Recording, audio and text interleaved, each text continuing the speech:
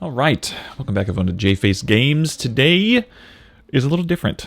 So if you're used to the channel, if you're a subscriber, you know that I typically speak about TTRPGs. I'm designing my own TTRPG, and we will get back to the regular scheduled programming shortly, but I took a break to create something a little different. Today we're talking about happiness, all right? And I titled the video Nerd Happiness because I am the case that I am exploring, in essence. But the video is on happiness. And why? Well, happiness is one of those things that whether you have a great life or you've got a challenging life or whatever the case is, you can always be happier and you can always strive to become happier. I am one of those individuals that I have a fantastic life. I've got fantastic family, friends, etc.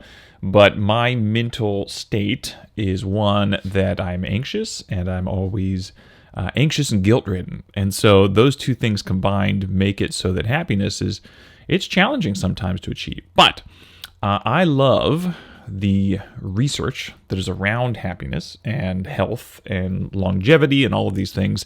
And so I wanted to share it because I think that this community, for the most part, we are a fabulous community, gamers and nerds in general. But sometimes there are some of the stereotypes that exist. And those stereotypes usually come from something that we have a challenging time talking about stuff and gaining the kind of happiness that maybe we deserve. And so today I'm going to talk about some stuff. And this is literally the science behind how to achieve some of these things. So this giant chart here, this giant flow chart here you see, is what I've put together on my research. And so this might be more of a podcast style video. I'm going to put a ton of timestamps out there so you can skip around and you can come back to it whenever you want to. So don't feel like you have to digest this and absorb it all in one sitting. But this is my gift, whatever you want to call it, to the community, and you guys can do with it what you want. You can skip it and get back to the TTRPG talk that we're going to get to once this video is done and I go into the next video. So that's all good too. All right. So let's talk about happiness. All right. And there's a lot of things here and there's a lot going on in this flow chart. And so it's almost overwhelming for me to think about where to begin. But let's begin over here. So there are a couple different things we're going to see. And this is from a lot of different books I've read and a lot of different podcasts I digest and my own area of expertise. But first we're going to start with this idea of, I'm going to give you an overview of what this whole chart looks like. So we have these 6 pillars of health that we're going to quickly go into at some point in time. And these 6 pillars of health, in essence, are what's going to put you in the best chemical state to become happy. Okay? Meaning that this is going to take care of, as I think Huberman talked about this, or maybe, I don't remember who it was that talked about this in particular, but it was the idea that you're taking care of your normal biological functions so that all these sort of like hormones, neurotransmitters, your autonomic nervous system, your conscious state, everything is set so that then you can actually do the work on more of your subconscious and your actual like state of being. So this is sort of taking care of the biology behind yourself, etc. Then we have over here a lot of the work that you can do on your subconscious, right? A lot of the work you can do to actually attain the happiness over here. So if we're talking about this graph, we have how do I get my biology in line to receive sort of the work that I'm going to do on happiness? How do I actually do the work on happiness is over here. And then up here is sort of how do I set the stage to actually like start, right? So this is a good place to start for us. So what I think about these two things is this is almost sort of like I want to do all these things. I want to get healthier. I want to get a stronger community. I want to get all these different things that are important, all these sort of like building blocks for happiness. But I need a good jumping off point, meaning I'm the kind of person that needs to develop a system, right? So once again, I'm trying to make this super nerdy because that's how I operate. So when I think about systems, I think about what's my actual operating system, which is this, I'm going to talk about the PARA method. And then what are the habits that I need to instill? And I think the book Atomic Habits does a great job of this. If you haven't read Atomic Habits by James Clear, or if you don't know what the PARA method is by Tiago Forte, these are two great system developers, right? And this idea of you fall to the level of your process or you fall to the level of your systems is a wonderful phrase from Atomic Habits, that it's not just about, oh, I have a goal and now I'm going to achieve it. You are always going to fall short to whatever your systems that you have in place, right? So let's come up here to Atomic Habits. In essence, if you can get the book, get it. If you want a summary, this is sort of the take-home summary, that there are ways to make habits and there are ways to lose habits, right? And if you think about your habits, habits are everything that's sort of your automation throughout your day. I think it's like 80% of your life, 80% of your day is habit, because your brain is trying to conserve energy as much as possible. So it's kind of unweighting a lot of things to habit.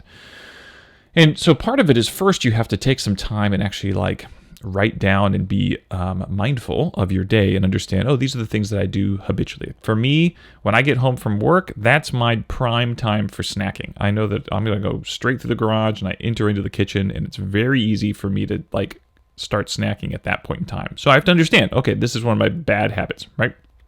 Or when I go to certain offices that are right next to a Publix, I pop in and get an exercise bar, and those things are 90% sugar. So that's a problem, right? So I need to do something about that. Right. So these habits, if you want to make a habit, you got to make sure that it's obvious, attractive, easy, and satisfying. Right. These are the ways you can start to tap into this habit loop by taking these steps.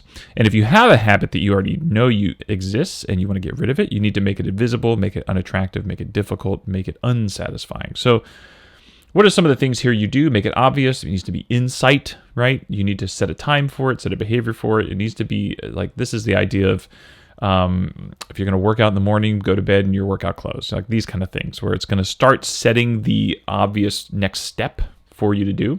Make it attractive. This is, if you already know you have some habits that you love, they call these sometimes like keystone habits, you can attach new habits to them. So now it's making it, you're getting an instant reward for what you're doing. Make it easy. This is probably the frictionless thing, where you're trying to reduce the friction as much as possible for you to start. Make it satisfying, giving yourself rewards, right? So these steps, and there's a lot of little, you can always pause it here. I'll make sure that it's in focus. These steps are, and you can always get the book, which I think is wonderful. You can screenshot that, and you can kind of start thinking about how does that like work in your life.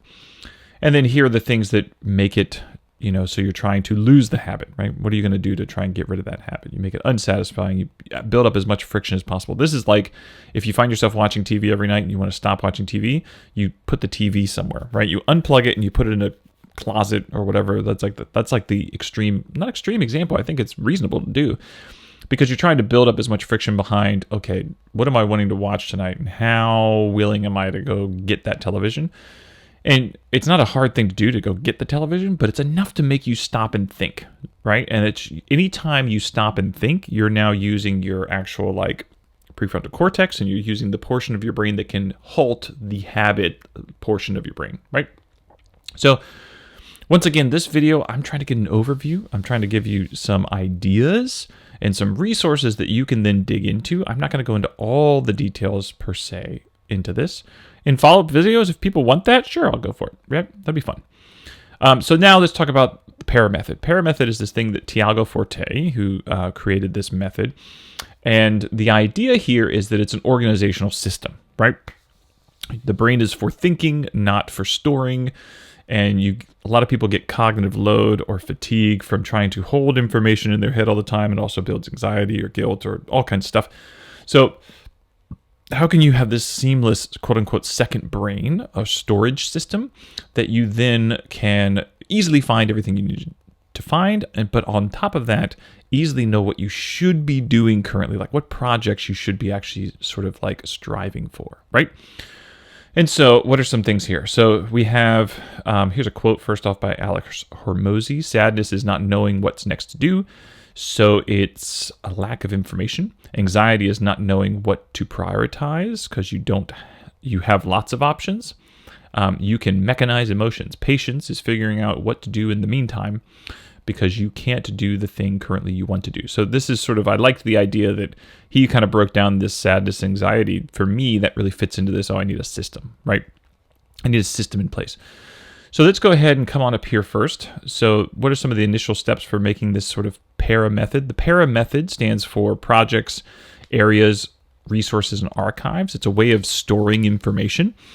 And what's nice is that there's this book called The Para Method, and there's another book called Building the Second Brain. Both these came out recently, and they really go through a step-by-step process of how do you set this up. And so here are some of these initial steps. First, just archive everything. You take everything you have on your computer or on your to-do list or on your folders, your OneDrive or your Google Drive, and you archive it all and you put a date. Then you create these new project folders, and you create any other additional folders you need, areas and resources, only as you need them. So when you get to a project which has a clear goal and it has a actual sort of actionable end date to it, then whatever things you need for that, you put them in that folder, right?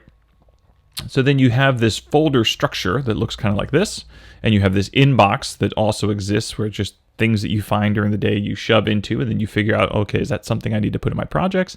Is that a resource, or is that just something that's not important to me? And you get rid of it, right? So then you have this structure that you always know where it is that you need to go, right? If I opened up this OneDrive, you can see up here I have projects, right? I have projects, areas, resources, archives, and if I were to open up projects, you would see the things that I'm currently working on in terms of projects. And so I use this in my life to kind of give me structure.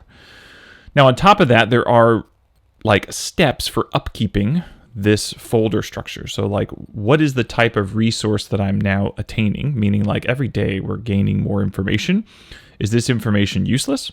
Is this information a distraction? Or is this information that should go into some sort of project or area that I currently have in my life? And so there are nice little flowcharts. I'm a sucker for algorithms. There's nice little flowcharts to help you with peace of mind in terms of where is that supposed to be going and what is that supposed to be, as opposed to do I just need to delete it because it's extra information that's not relevant to me, right? And so this for me has been incredibly helpful because he has a whole process of even determining what are your initial 10 to 15 projects. And it's about sort of this brainstorming thing where you brainstorm all this information. He has a YouTube video on it. And once you've kind of like laid it all out, now you've prioritized what are your projects. I sat down with my wife. We did this. We both had our 10 to 15 projects. Some of them were the same. Some were different. Some we gave each other feedback on in terms of, I think this is more of an area, not a project. And there's a distinction between those. Area, for instance, is like myself as a father. That's an area of my life. I'm always going to be a father. That's never ending, right? But there are things I need to do within that versus like a project like this video. This video was a project, right? Anyways, so then it gives you an idea of how to manage that. And then finally, the real secret sauce is developing a process for weekly reviews and monthly reviews. And these weekly reviews and monthly reviews are really going through all of your new information that you've gathered, your projects, your to-do list, your calendars, everything, so that everything has a home and everything is guiding you back towards what it is that your goals are, right? It is what it is you're trying to achieve in life. And I think part of the book Atomic Habits really talks about this is that you need an identity, right? You need to have some sort of identity. Your life isn't just goals and habits. There's some sort of identity that you're striving for. And I think that all of these projects that you have here and all of these habits you're trying to form, they all fit together towards some sort of identity that you want, or multiple identities. For instance, like I want to be, besides the identity of a loving father and a loving husband and a supportive husband, etc. Like besides those identities, I also want these identities in terms of my job in healthcare and my identity in this community of TTRPGs. Like these are different things that I need to think about and balance. And then I need to set goals potentially for those or projects for those, or understand what of those are just hobbies, right? And that's okay too if it's just a hobby and it's not something that's like moving the boat for you. Okay, so this is that whole area of processes, right? I also put in here, there's this thing called the PANAS Test. The PANAS Test came from the book Build the Life You Want by Arthur C. Brooks, and it's a really interesting, the test is from research, it's from literature before him, he just referenced it. And in essence, it's a test that's going to give you a result of where is your happiness and your unhappiness, right?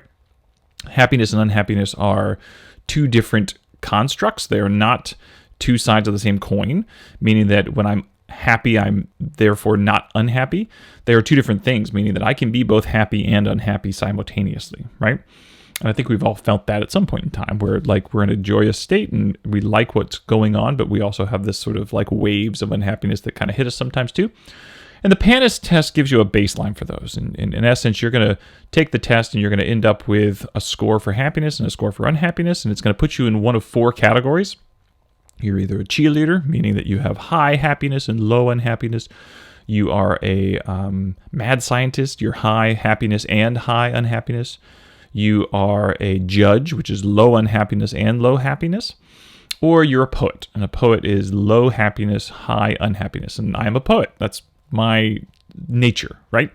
And so then it gives you an idea of not that this is, I'm stuck here and this is where I am for life, more in the concept of this is what I'm working with, and this gives me an idea of what I need to be focusing on. So for me, it's really focusing on how do I increase my happiness and manage my unhappiness. Whereas like a cheerleader might be, they might actually have to understand their low unhappiness a little bit more, because we need some unhappiness at times, right? It can be beneficial. So anyways, so there we go. This is our resource section. And let's now go over into this section over here, which is sort of like, what are the 6 things that are going to help us, our 6 sort of building blocks, our pillars of health, right? So these are our 6 pillars of health. And we're going to kind of go through these at a general overview. I'm going to start over here with light and dark. Light and dark being that, in essence, you want to have appropriate cycles of light and dark. You know, your circadian rhythm matters. I was terrible back in the day in terms of sleep schedules. Lately, I've been training for a marathon, so my sleep schedule has been much more defined, because I have to get up early in order to do these longer runs, in order to not, be late to work, or on the weekends miss out on family time. So I have to get up early, which means I have to go to bed earlier. And that's actually helped a lot in terms of a lot of things. But so what are some things? You need sunlight early in the morning. Artificial light can be used, but it has to be like one of these sort of SAD lamps, right? Seasonal anti-depression lamps that have a ton of wattage. Right, so you can use those, or these Lux drawing boards can be beneficial. But you need some sort of sunlight in the morning, early. Whether it's 10 minutes of sunny, if it's sunny outside, 10 minutes of sunlight, or if it's overcast, 30 minutes. And windows don't give you the right, they block what you're actually looking for. But this increased sunlight first thing in the morning is going to start to set a lot of different hormones. And it's going to set your mood and your circadian clock, and so it can be incredibly beneficial. On top of that, darkness, we actually need that 8 hours of dark in the evening, and it needs to be very, very dark. So making sure that you have the right lighting in your house, and that you are making your bedroom as pitch black as possible. There's not a lot of artificial lights in there. I used to, back in college, have a gaming computer with all kinds of lights on it, and it's like, I probably didn't need that. It was all for show. But that was in my room, and so it was this blaring lights, and who knows what that might have done to me. But when you're in college, you feel like you're invincible. All right. So anyways, this dovetails into sleep. And there's a book by Matthew Walker called Why We Sleep, and it's a fantastic resource. And it really talks about we need 6 to 8 hours of sleep, right? And if you're a kid or you're sick, you need a lot more probably. And a lot of people try to function on 6 or less, but it's only like something stupid, like 1 to 3% of the population that actually can function on 5 hours of sleep or less. So we need sleep, right? And what we've actually seen is that you can go to sleep, you want to try and go to sleep roughly the same time, and you want to wake up roughly the same time, right? You want to have some consistency in your schedule. Now, roughly the same time is plus or minus an hour on both ends, and making sure that you get that 6 to 8 hours sleep. Try not to drink water an hour before bed, and try not to eat any food or have any bright lights. I think it's something like bright lights 2 hours before bed, food 3 hours before bed, and water 1 hour before bed. You want to try and stop all of those things, because a lot of those things can start to disrupt your sleep schedule or how deep of a sleep you can get into. What are some things that can help? Don't work out too soon to bed, right? Cold room or a bed topper. There's some sort of bed toppers that have a coolant system within them. No screens in your room or in your bed. Hot shower before bed can be beneficial. And then bedroom only for sleep and sex. So it's not sitting in there watching television and trying to fall asleep. And some people I know sleep with their televisions on. That's terrible because it's a light source and it's other distractions. And so it can be affecting the quality of your sleep. And there's all kinds of sleep trackers. I don't know how quality the sleep trackers are. There are like articles that try to dig into how quality the sleep tracker is. But to be honest, it's one of those things that you're looking for patterns over time anyways. So it might not be that the individual night accuracy is there, but if it's giving you a good enough global sort of trend, it still might be valuable, right, to have some form of a sleep tracker. Okay. Nutrition. So nutrition is an interesting one because there's so many different sort of like philosophies on nutrition. In terms of like, there are all kinds of different diets, right? All those diets can work technically, right? And your diet might be based on preference, spiritual beliefs, religious beliefs, based on cultural beliefs. It's all good, right? You do you. But what we find is that if we can get 1 gram of protein per pound of body weight, that's going to be really good for muscle mass. If you can be in a 10% calorie deficit, that's how you're going to lose weight. You don't want to be hugely fasting, right?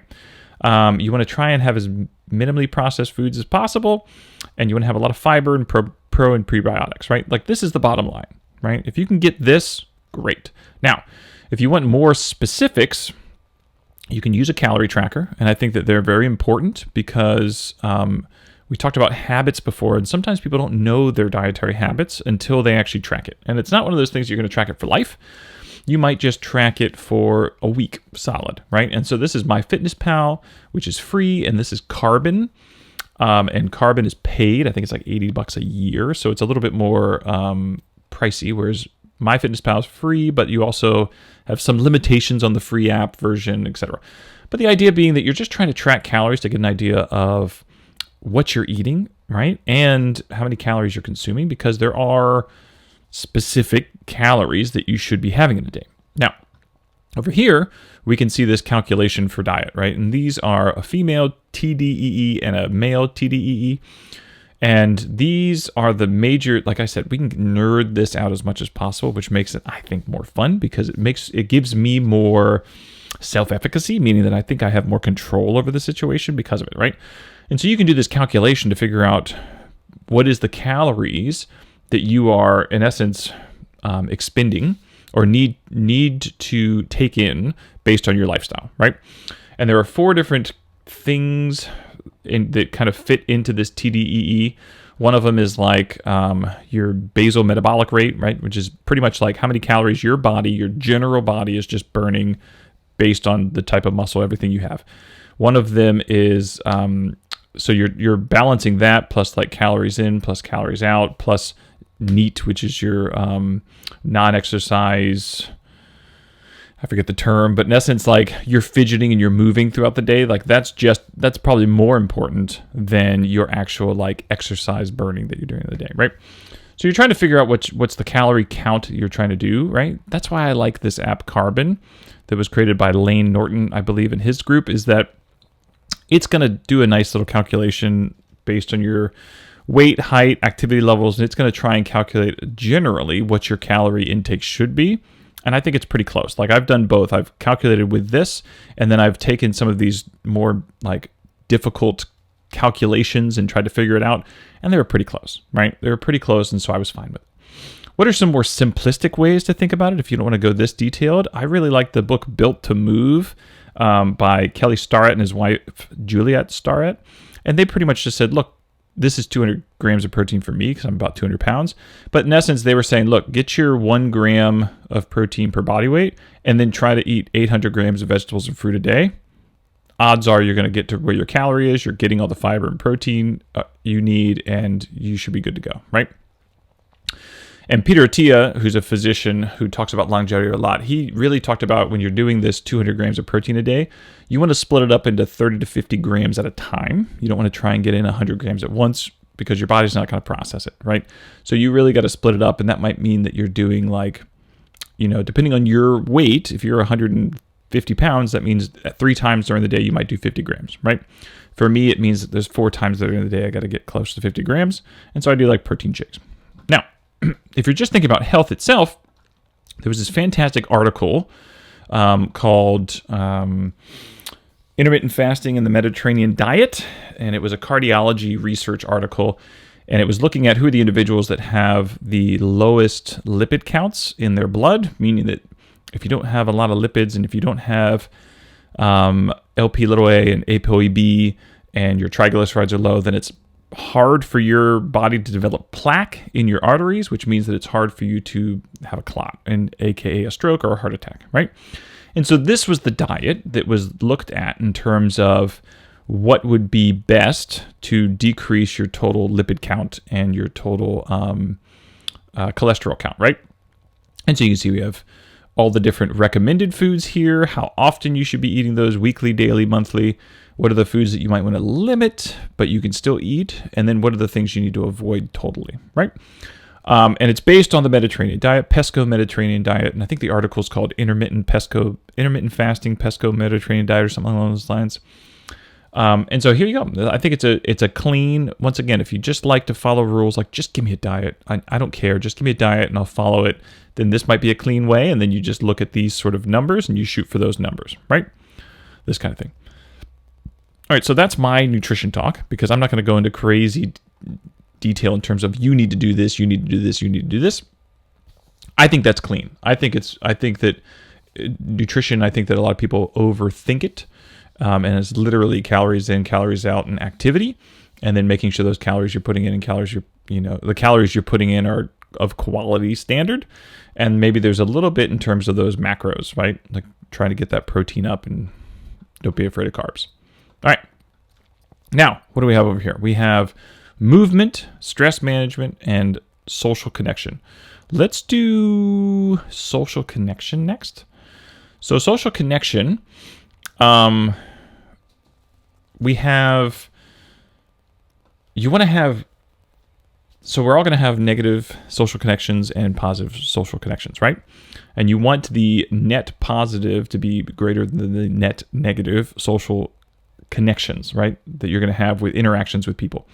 So it really means that you have to do an inventory of who are the friends that I have, or the people in work or wherever that when I'm interacting with them, it's a positive experience versus it's a negative experience. And I understand that sometimes those negative experiences are ones that you can't get away from, but really analyzing why are they negative experiences and what can I do about them? How can I limit them? Which friends of mine are true friends versus, I think the book Build the Life You Want referred to them as true versus deal friends. Deal friends it's transactionary in terms of you're getting something out of the friendship, versus a true friend is there's nothing they can give you besides camaraderie and a relationship. And really trying to up your true friends in life and your interaction, your touch points with your true friends, right? And so using reflection to understand which ones are the positive and which ones are the negative relationships in your life and why, making sure that you are organizing those positive relationships. One of the great tips I got, I think this was from Thomas Frank on Twitter, to be honest, is that he started engaging that at the end of any session that he had with friends, that they pulled out their calendars and they scheduled their next visit, right? Because life gets busy, life gets crazy, and it's very easy to keep putting things off, especially once you have like kids or anything like that. And so we've been doing that. My friends and I we will immediately pull out the calendar and try to schedule what's next, right?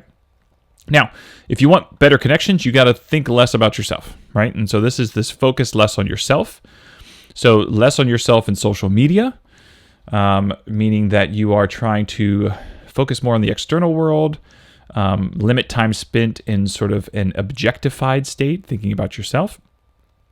This was interesting to me in terms of trying to avoid mirrors and reflections. The author of this book suggested only having one mirror, and maybe it's in your master bathroom, and you just check it out, just to make sure you don't look crazy in the morning, and then you go, and then you try to avoid mirrors and pictures and selfies, and in your Zoom, make sure you turn off your face in Zoom, that you're just looking at everyone else, and trying to mitigate the I or the ego as much as possible.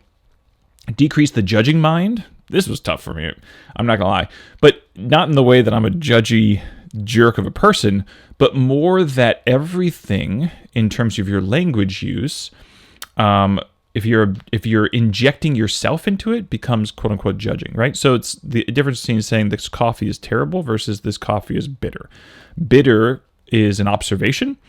Terrible is it's some sort of judgment based on what you like, the coffee compared to you, whatever. Right? I thought it was very interesting, right? But there's something about that in terms of it's putting your brain into a state of judgment. There's a phenomenon called the Tetris effect, and I read this in the Happiness Advantage, where the idea that if you're constantly playing the game Tetris, all of a sudden you start seeing Tetris pieces everywhere in the world.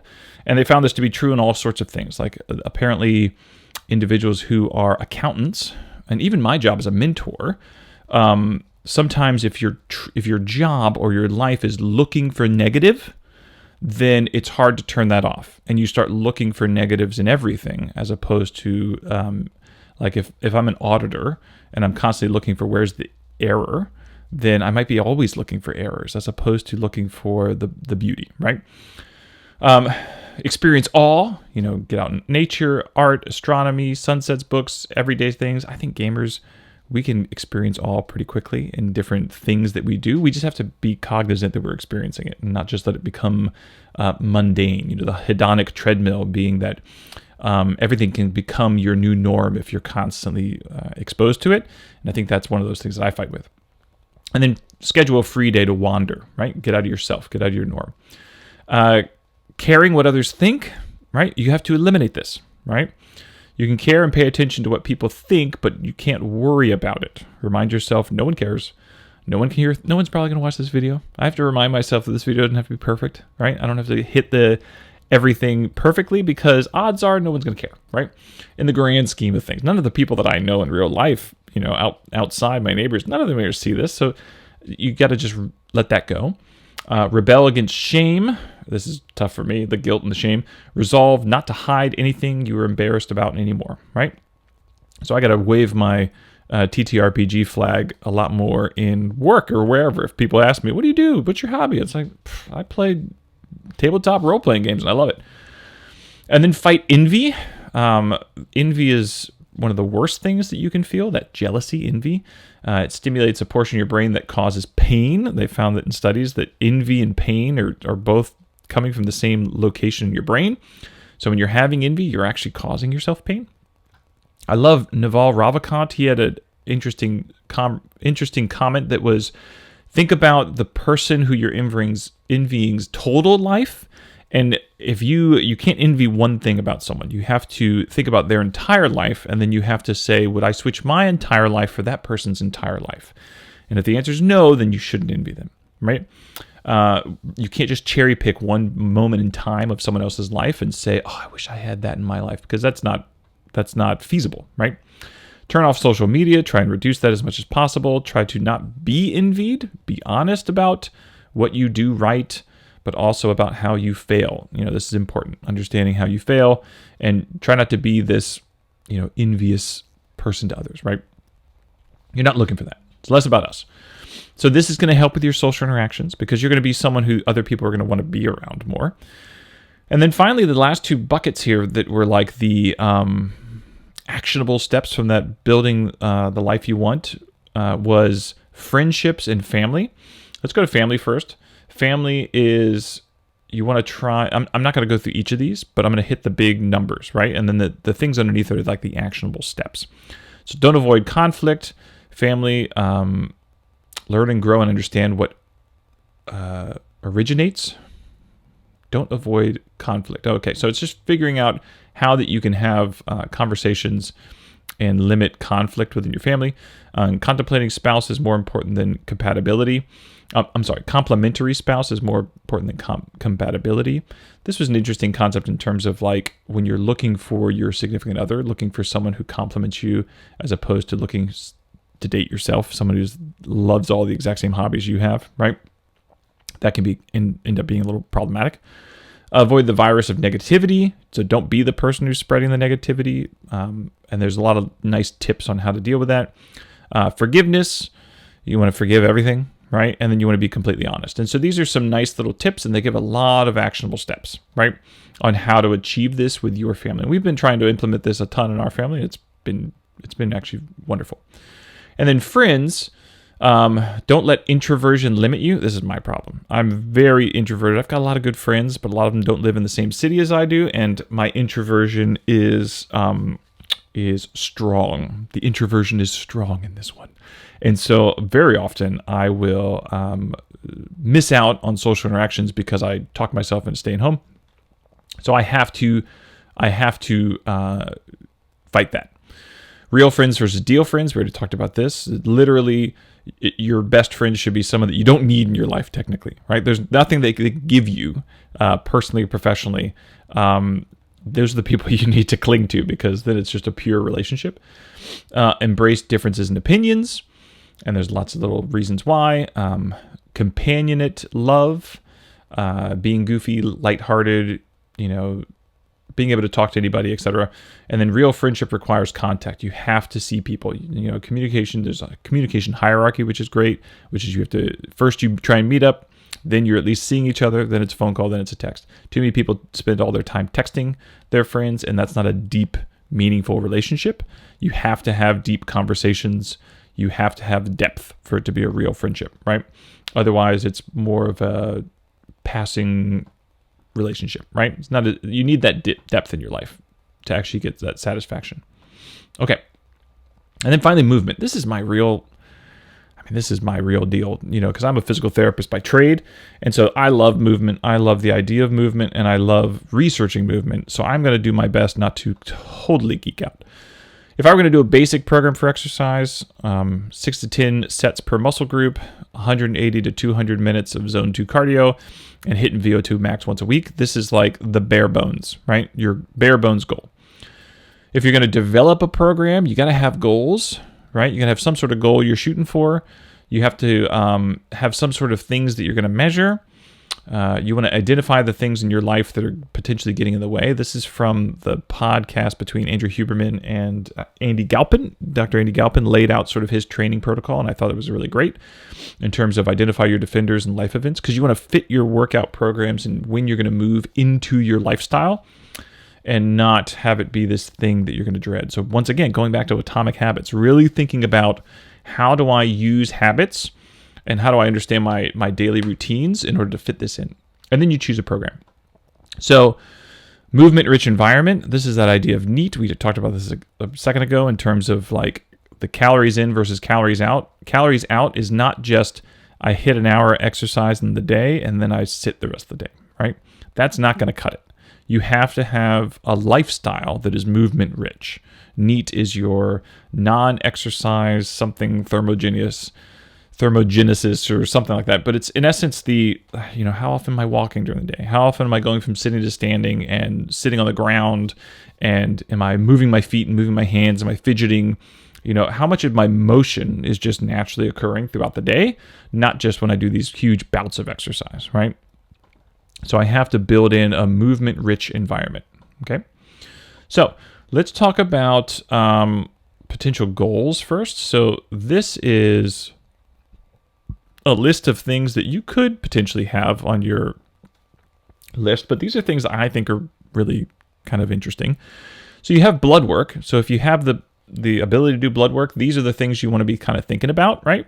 You want to be thinking about your total cholesterol, your HDL cholesterol, your LDL, your ApoB, your lipoprotein A, your testosterone levels. And you want to know what the norms are supposed to be and what you should be over or under, right? So that's important. That's going to give you a baseline. You then could look at your body composition. You could do a DEXA scan if you got the cash, or you could look at your FFMI, your percent body fat, your weight. You're figuring out what your basal metabolic rate is. These are important going to be for like, what's my composition like and what am I good with in terms of composition? And then finally, you might have some performance measures that you're going by, right? Or it's like, I want to have a specific VO2 max. I want to have a specific 5K distance, heart rate variability, a heart rate recovery, all these different strength measures, right? And these are the kind of things to me where exercise starts to become fun, right? Because I think that exercise, for a lot of people, it's just awful. But I think that if you start to gamify it and you understand how to gamify it and what your goals are, and you're checking these different goals every like 12 weeks, you do like a 12-week program with a 6th-week, maybe mid checkup if you want to. And then you're shifting your goals. I change my workout every 12 weeks because I get bored with it. That's the main reason, right? And so you have some sort of potential goals. Then you can think about what are the exercise parameters that I'm actually wanting to get. And so down here are, let me see if I can fit all this in. You in essence you want to think about your exercise in terms of strength, cardio, balance, flexibility, and then resting, right? These are the 5 different things that you're kind of working into your programs. And then down here, like I said before, we really don't need to get into the details, but if people want to hear about this stuff, more than happy. But it's like, what are the parameters I need for strength, right? And so here are your sort of parameters you might need for strength. What are the parameters I need for, I just want to gain muscle, right? Like I just want to be bigger. I don't need to be stronger. I just need to be bigger, right? I just want more muscle mass, which there are reasons to, right? There are reasons to have more muscle mass because it makes you more metabolic. You lose weight faster, all kinds of stuff. I want to be more powerful, right? I want to be able to move weight quickly and fast, right? So then that might have different parameters. Then it might be when I think about cardio, I think about I want to do something for a long period of time. I want to be maximum in terms of my aerobic capacity, meaning I want to do something that's 5 to 15 minutes as hard as I can, or I want to do something that's like a minute or some sort of HIIT exercise, super hard, right? 30 seconds or 4 minutes or 3 minutes, and I want to be able to burn out whatever it is, sprinting, that kind of thing. So I need maximum anaerobic capacity. Finally, how do I develop the skills that I want? And this is more in that balance category. Like, how do I attain balance, right? What kind of resources do I do? What are the systems that are involved in my balance, right? And how can I start working on that? And then finally, when it comes to flexibility, like, what are the different parameters that I need to become flexible? There's a lot of cool stuff in here that I wrote down from the book Built to Move. There's a lot of different mobility exercises that help with your balance or breathing or shoulder mobility or being able to get up and down from the floor. Knees over toes guy, I forget his name. It's in another panel in here. Peter Attia, they talk about different, flexibility and movement that you should be able to do. And then Shirley Sarman, who's a physical therapist who was on the Tim Ferriss show not too long ago. This is her exercise routine in terms of like, how does she maintain the mobility that she has? And she actually did a YouTube video for Tim Ferriss about what her routine is. And it's a very simple routine, right? But it's one of those things that she does daily. And if you don't move it, you lose it. If you don't use it, you lose it also. And so she makes sure that she works through all of these different motions so that her spine moves the way she wants, her arms move the way she wants, her nerves move the way they need to. Because you need to take your joints through their full range, your muscles through their full range, your nerves through their full range. All of that's incredibly beneficial. And then when it comes to resting, you have some sort of a deload week. So usually like you work hard for 5 weeks and you have a 6th week that's deloaded. You understand how to do some sort of breathing exercise after you've done your workout to shut down your sort of adrenal system. You understand that if you get DOMS, which is delayed onset muscle soreness, how do you mitigate that? The idea is you keep moving. You use something like heat and cold or tart cherry juice or massages just to kind of mitigate some of these stresses that you might have from working out. And then finally, we have over here, what are the different programs we can use, right? And so general workout guidelines, you're going to be doing 5 hard weeks and then 1 deload week, and you do that twice, and that gives you 12 weeks, and then now you retest some of those goals that you had, right? And your main workout structure is going to be, you're going to do some sort of warming up, working out, cool down, and then some sort of breathing to reduce your adrenal system. And then maybe this is a generic design week where it's like you're going to do long duration work 1 to 2 times a week for your cardio. You're going to do some high heart rate work 1 to 2 times a week, and then maybe some strength training work 2 to 3 times a week, right? So this might be the general guidelines in terms of how you structure your workouts. Now, here are some individuals. Ben Patrick, that's the guy who was the knees over toe guy. Peter Attia, Andy Galpin, and Andrew Huberman. These are all sort of big names currently in the podcast and YouTube spaces for different longevity and workouts. And these are sort of their general guidelines. So Galpin has his 7-day split here. And these are the different things he's working on. Speed and power plus anaerobic, strength plus aerobic, long duration, speed and power plus anaerobic, strength plus aerobic, long duration, then a rest day, right? And you would use these sort of guidelines down here to fill in what does strength and power mean to me? Like what kind of motion am I doing? What does my aerobic mean to me, etc. Huberman has this free foundation fitness protocol on his website, and it's a great little resource in terms of being able to look at what are the things he does. He has a long endurance workout day, a legs resistance, heat and cold exposure, torso and torso and arms sort of, and then cardiovascular, high intensity, and then arms, calves, etc. And he has this nice little split. And he actually has in here too, like specific neck work, right? I think it's in this one.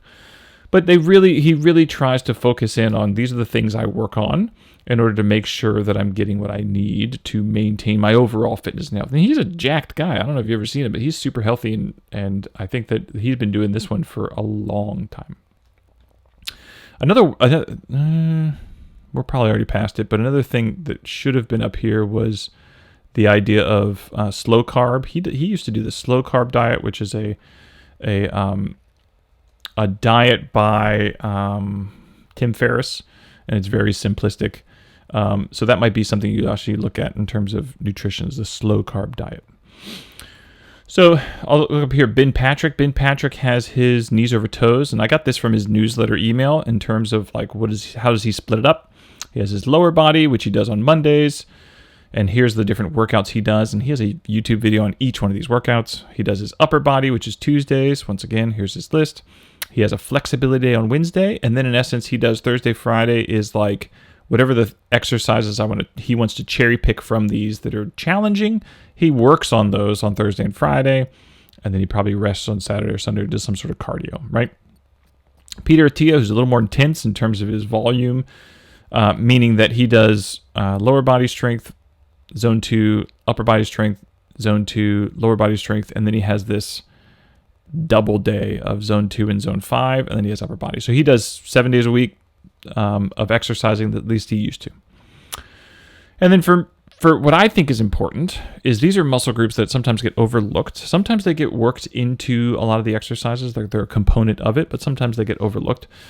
But I think that working on your rotator cuff muscles, working on your rhomboids mid-trap, meaning your scapular stabilizers, your lumbar multifidus, really actually getting into that curving of the spine, not just keeping it straight, your anterior foot, so your tib anterior, your hip external rotators and glute med, so the muscles that control your femur, your soleus, not just your calf, and then your ligaments of your knee, right? I think that those are important too. And so I think that this is incorporated a lot more out of all those individuals. The person who I think works this into their program most is probably Ben Patrick with the knees over toes.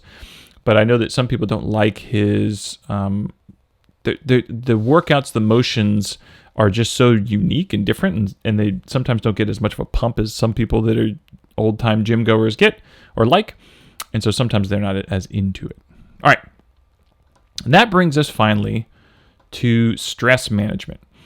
Now, stress management is going to take us all into this sort of happiness toolkit, and there's a lot of stuff here. But let's zoom in. My computer's starting to chug a little bit because I think it's such a big freaking graph. But in essence, stress management, you want to stress. We're going to kind of go through some of these things real quick. So you want to be able to raise your stress threshold, which is increase your adrenaline and norepinephrine and then stay calm during that, right? So raising your stress threshold is why people like to do cold exposure, right? You do cold exposure because it's allowing you to understand how to mitigate those adrenal sort of norepinephrine spikes, as opposed to, there are other benefits that people have talked about it, but I think that's the main benefit. The other thing is that there's this whole sort of idea that Misogis, which is from the book Comfort Crisis, or the idea of microsucks and macrosucks from Andrew Huberman. These are the ideas that if you want to actually develop more willpower, willpower is not this depleting resource. It's in essence, however big your AMCC in your brain, which is a section of your brain is, however developed that is, the more willpower you have, and the more microsucks or macrosucks or misogis, which are these epic challenges that you have in your life, these things that you actually push yourself to do, the better the more resilience you're going to have over time, right? And the better you're able to deal with things and actually push through with more willpower. It's like a muscle. Willpower is more like a muscle. It's not this reservoir that gets depleted when you do things. Negative stress directly affects your generative drive, meaning that the more negative stress you have in your life, the harder it is for you to do things. Generative drive is like your ability to generate, to work on projects. You have that project list from above from the para method, and if that's not, if you've got too much negative stress, it's hard for you to actually be generative in nature. How else can you mitigate real-time stress? This is the physiological sigh from Andrew Huberman. He talks about taking a big inhale through the nose, then a tiny small inhale at your full breath, and then a long exhale. So it's a...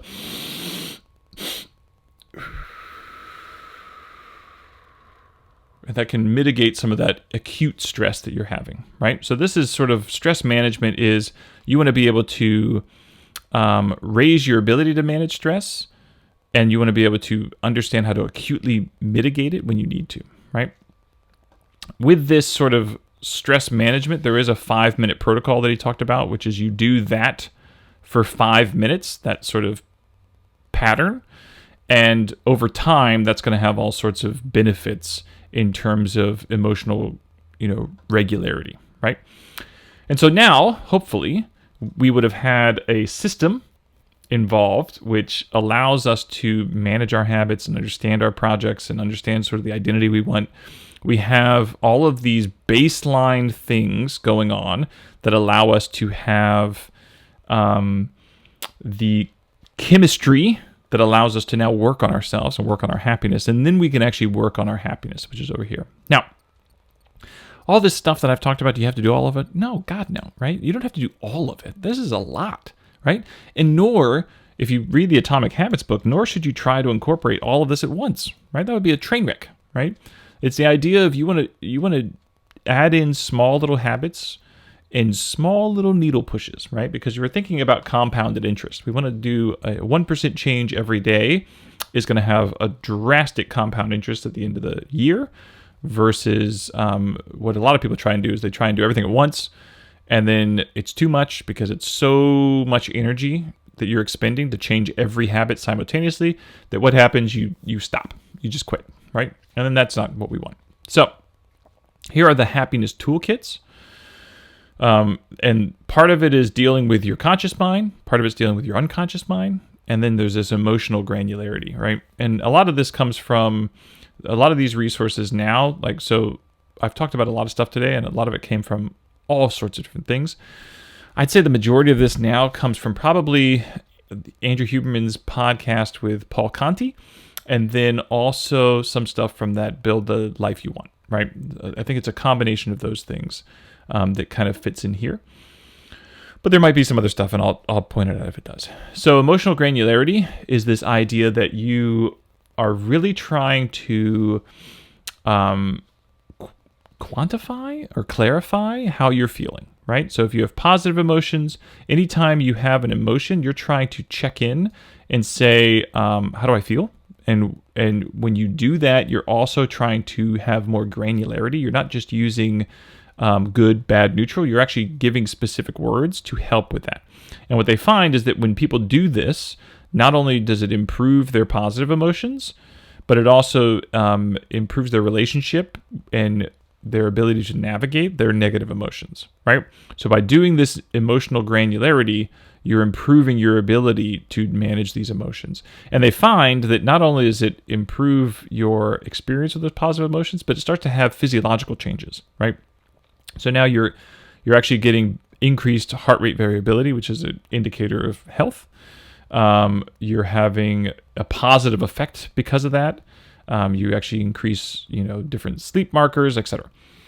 And all of that ends up improving your health markers, right? So it's showing that not only does it allow you to understand and process that information better, but it also is actually affecting your overall stress levels and your overall health, right? So it's a very simple technique of just checking in on your emotions. And there are going to be some journaling exercises you can do to actually do a better job of checking in on those. All right. We're off the cuff here, people. We're off the cuff. We'll see where we're going next. Unconscious mind, that seems to be the smallest of these, right? And so your unconscious mind it's driving how you feel. right? It's in the background. A lot of people don't realize what's going on there. And so there's a couple of different things you can do to explore that. Structured exploration of the self is needed. Need to understand your self concept, right? And so what are these? You can build a life narrative, which is cool. This is the idea that you start to have folders. So maybe you've got that para method, and one of them is resources, and maybe in your resources you tuck this away in there somewhere. Or maybe you put it in areas. It's probably better in areas. You put it in areas and you have something like life narrative, and that's a part of your areas. And then in there you have a ton of folders, and those folders take up every like 5 years of your life. So you've got 0 to 5, 6 to 10, 11 to 15, etc. And then within those folders, you just have a document that literally lists out what you can remember as milestones in your life during those windows, right? And you just write whatever you can. And it doesn't have to have emotional states attached to them. You don't have to, you're not trying to like, this made me feel terrible, this made me feel great. No, you're saying these are the impactful moments that happened, and you list them in a list order. And this starts to anchor time to you, but it also lets you understand a little bit more about your history in terms of what are the things that you actually found were meaningful to put in here. So it's giving you it's building a life narrative. It's a really interesting concept. And you add to it, right? Forever. Then you can have a dream analysis. And dream analysis is one of these things where you're trying to figure out themes. You're not trying to figure out like, oh, what does it mean if I dream about a cat on a roof and that roof is on fire? You're just trying to figure out what are the themes that are going on here. You're not trying to interpret. So you keep a little piece of paper next to your bed or something. You're hopefully not your phone necessarily, because you don't want screens in the bedroom for sleep. But when you wake up in the morning, the first thing you do is you try to stay there with your eyes closed, to try and let the dream, or let it is your subconscious, boil up again. And they call it the liminal state, where you're trying to sit there with the eyes closed to bubble up maybe what it was that you were dreaming about, because some people don't have a good job of recalling it. And then once you do, you immediately write it down, right? And then you start to do that over time, and you start to try and figure out what are the themes that constantly happen, what are the potential emotions that are constantly happening. So you get an idea of what is the potentially the unconscious mind telling you, right? What are the things that are drivers for you? Okay, now we get into the conscious mind, and there's a bunch of stuff here, right? There's the idea of metacognition. There's the idea of choosing your emotions. And then there's this whole structured sort of journaling process, right? So let's go to metacognition. Metacognition is the idea of thinking about thinking, right? Moving experiences, in essence, from your limbic system, it should be limbic, not lambic, limbic system, to your prefrontal cortex, right? So your limbic system is sort of like your reptile brain, some people will call it, that sort of area, which is like your autonomic brain. And you want to be able to not just let emotions take control of you, but have control of them. This is why it's so beneficial to tell kids to use their words, because by telling a kid who's having a tantrum to use their words, you're trying to tell them to use the thinking part of their brain, which can then hijack and kind of help shut down some of that emotional limbic system, right? So what are some different things you can do for this? Well, we can metacognition, we can write down our feelings and make them completely conscious, right? So the second we start to write down feelings, we now can have a conscious understanding of what am I actually thinking. We can do work journaling. This was an interesting thing. You don't have to do every day, but the idea being that like you at a day of work, you write down every hour what you felt, and then you journal about the feelings themselves after work. Like, okay, what does that mean to me? And you write down the feelings, were those feelings more or less constructive, right? So you're getting an idea of what are the different states I'm in during work and at what times.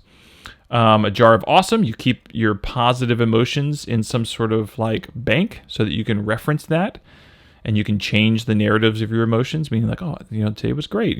I realize now that I'm having all these great, moments in my life. Regret journaling, this was fascinating. This was from Build Life You Want, where it's whenever you have a failure, you immediately write it down, your regret journal, and you have 2 lines underneath it, and you set calendar reminders. The first line being 1 month later, you're going to write what you learned from that experience. And then the next reminder, the calendar reminder coming 6 months later, and you write down what positively came from that experience actually.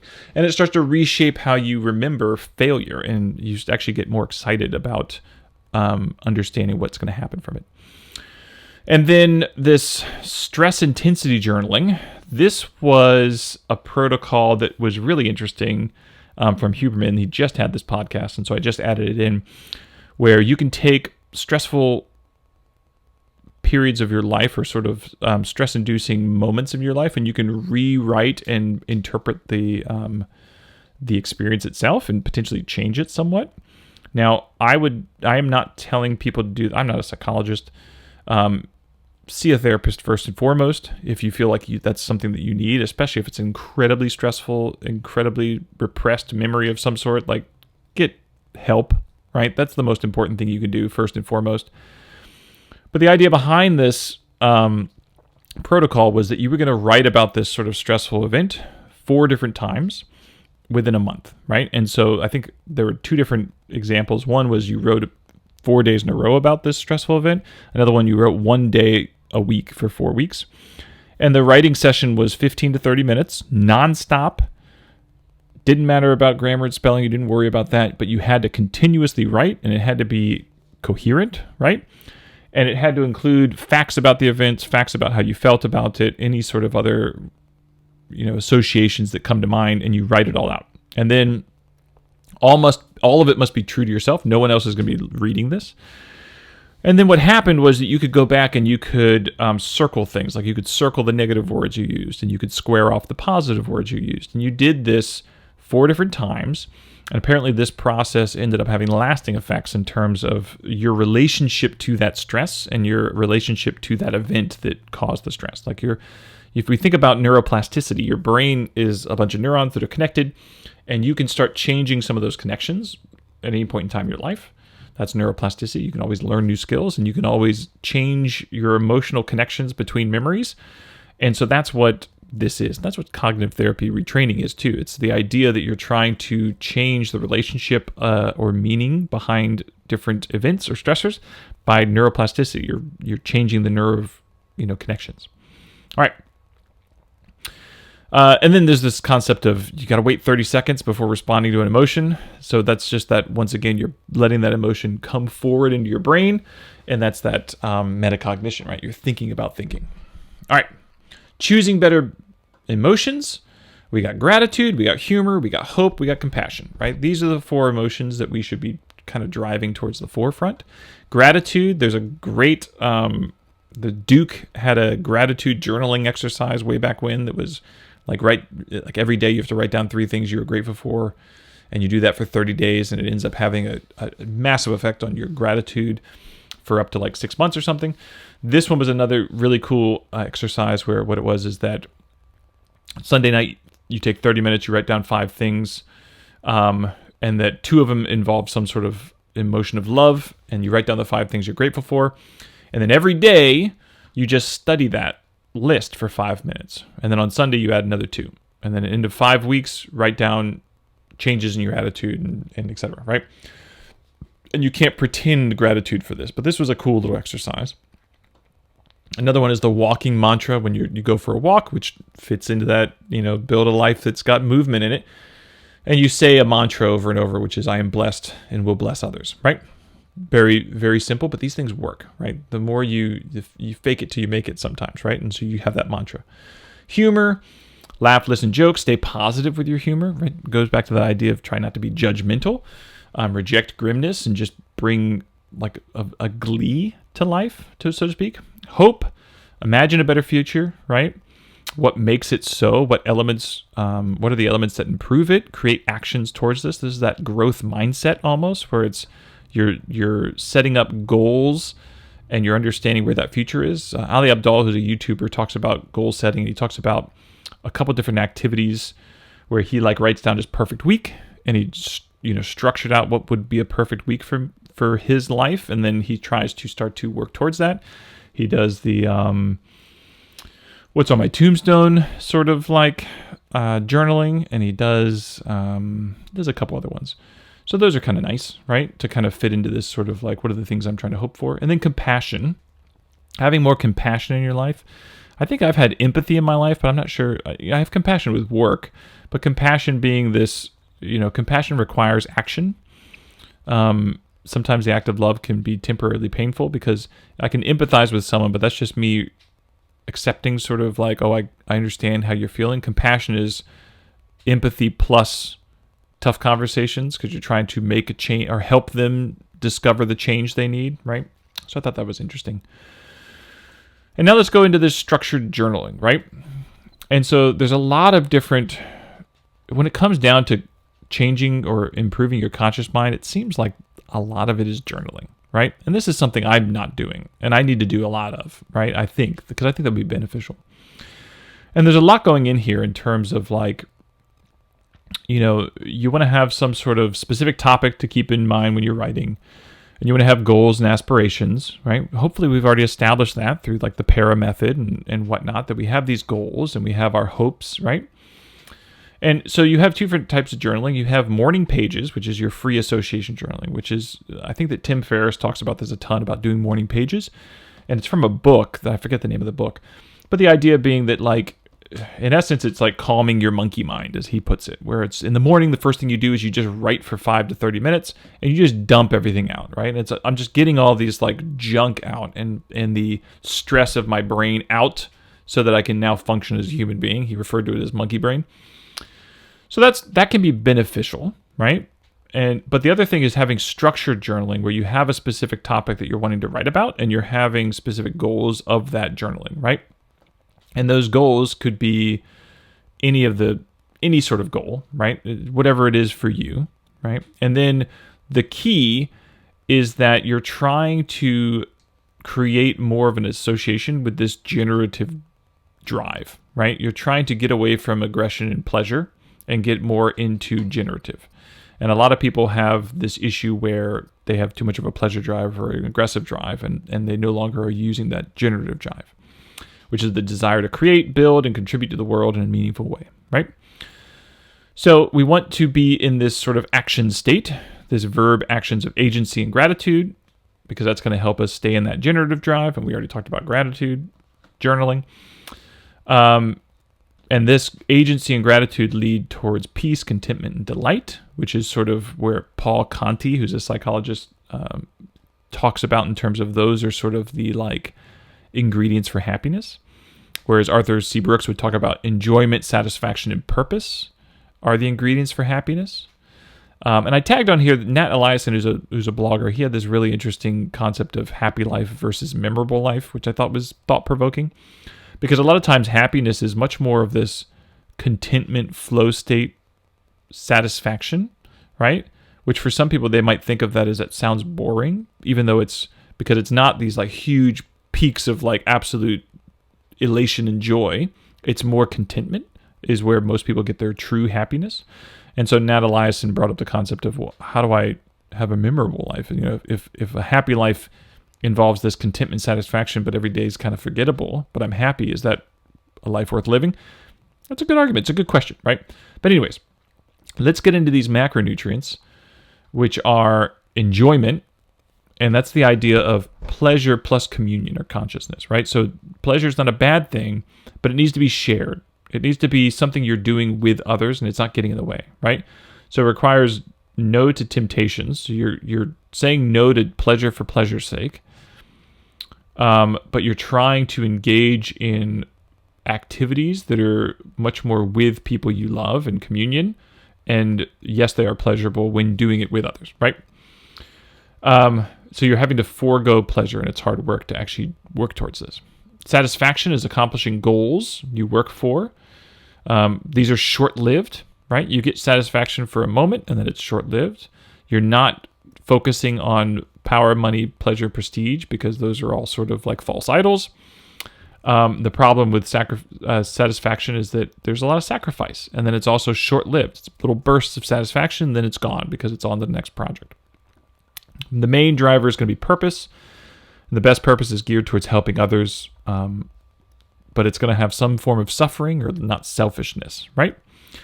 And then he goes into the idea of, which I think is interesting, which is how do you have purpose in work, right? Which is this idea of work is love made visible. So you're seeking intrinsic rewards.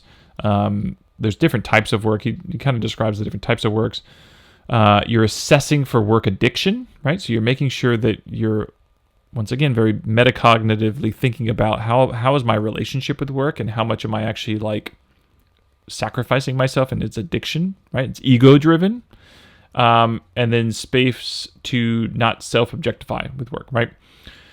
And so I think that that's a really interesting sort of question of how do you make work love made visible? And then faith. Faith is one of those things that this is not religious, right? Faith is the idea of, I'm reading this book currently called Awareness, which is a fabulous book. And it talks about, even though the individual who wrote the book was a Jesuit priest, the book is not religious necessarily. It's much more about like mindfulness and presence, almost meditative in a sense. And that's what this is. It's this idea of like, look, you don't have to have a religious belief necessarily, but you need to be present in the moment and mindful of it. You need to build up a practice of spirituality, being outdoors, that concept of being in awe, right? Experiencing awe. Searching for truth and love, and then schedule time every day. You have to work on this. Like everything else, you have to schedule time for this. And this kind of fits into this sort of idea of, mementi mori and death meditations, where it's understanding life is finite and that's okay. And that's what you kind of have to appreciate that, right?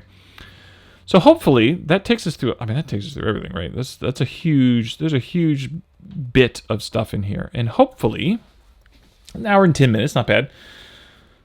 If people have any other questions about this, feel free to let me know. I wanted to give an overview of all the little things that I kind of found from this, right? This sort of deep dive. And what I'm going to do is start really creating a much needed protocol. So it's like, for me, this is my daily like pages, right? So I have daily pages, like a journal of sorts. And one of the things I can click on is this happiness action steps. And so here's like things I need to do daily, things I need to do weekly, things I need to do bi-weekly, monthly. And so this is a reminder list, right? And so I'm going to start trying to build in small habits. I'm going to do this for all the domains, health, nutrition, etc. And so I'm going to go on my own little journey of this. If other people want to go on it too, let me know. If you're interested in more details about this, let me know.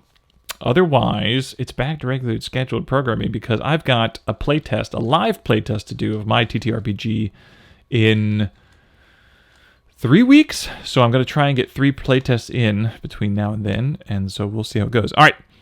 Hit the bell, hit the subscribe button. I hope you enjoyed this. I hope everyone's doing well and that they're all seeking their own happiness in life. And we're in it together, folks. All right. Have a good one.